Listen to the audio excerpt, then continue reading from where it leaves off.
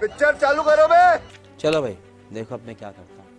आपका कहना है कि पिछले 10 सालों में कोई कार्य ही नहीं हुआ उत्तर प्रदेश में।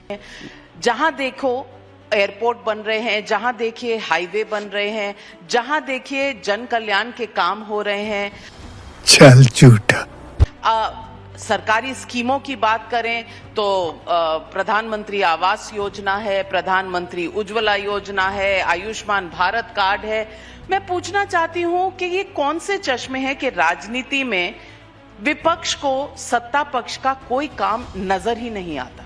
रुक तेरे को बता देती। अभी मजा आएगा ना भिड़ो। नहीं, चश्मा कोई नहीं है। अगर चश्मा विपक्ष के पास नहीं है तो चश्मा प्रेस के पास भी नहीं है, क्योंकि ये कॉर्पोरेट हाउसेस हैं।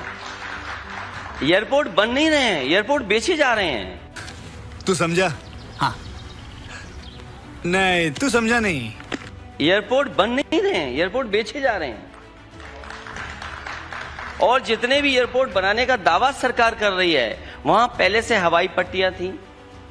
और अगर एयरपोर्ट बन रहा है उसका स्वागत सबने किया है, लेकिन क्या आप किसान की जमीन छीन लोगे? आप यही नहीं, अभी और सुनिए।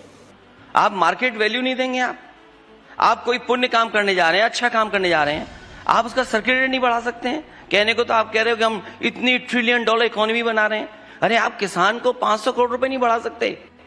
अयोध्या में अगर एयरपोर्ट बना, वहां के किसान सरयू नदी में चले गए, पानी में खड़े होकर के, और जनेऊ पकड़ करके उन्होंने कसम खाई कि हमें मुआवजा नहीं दिया जा रहा है, हम भारतीय जनता पार्टी को वोट नहीं देंगे और आने वाली पीढ़ी को भी कह के जाएंगे कि वोट नहीं देंगे। मोदी जी आपको शर्म नहीं आती?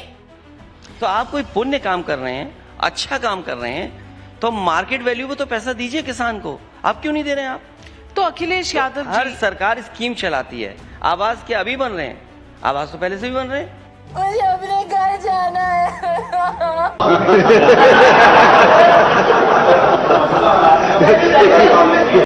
और मैं आपको याद दिला दूं, जब से इंदिरा आवास आया, समाजवादियों ने समाजवादी हाउस बनाए, समाजवादी घर बनाए।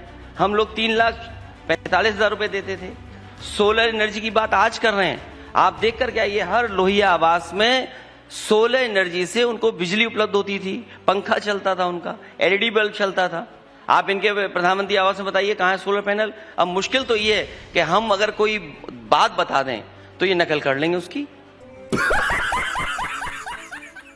अरे तो एल लग गए, कहेंगे अब हमारे आवास में भी सोलर जलेगा।